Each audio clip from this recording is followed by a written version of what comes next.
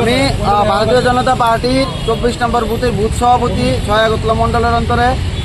আমার এই এলাকাতে আমার যে এরিয়াটা, যে বুথ এরিয়াটার মধ্যে কন্টিনিউ আমি বুথ সভাপতি হওয়ার পরই প্রত্যেকটা লোক বিশ্বাস করে আমার কাছে প্রতিনিয়ত কমপ্লেন দিচ্ছে কি এরিয়াতে যুব সমাজ ধ্বংস হচ্ছে, প্রতিনিয়ত ড্রাগসের ভয়াবহ রূপ ধারণ করছে এই জায়গাতে।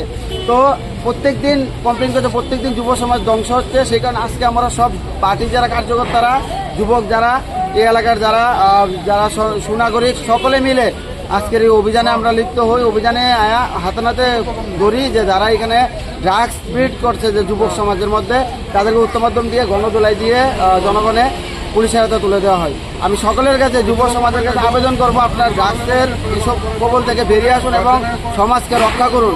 এইভাবে চলবে না, সমাজ ধ্বংস হয়ে যাবে, যুব সমাজ ধ্বংস হয়ে যাচ্ছে। আপনারা সকলে মিলে, সকল নাগরিকরা এগিয়ে আসুন, এই ড্রাগস থেকে সকলকে মুক্তি করুন, সকলে মিলে এক হয়ে।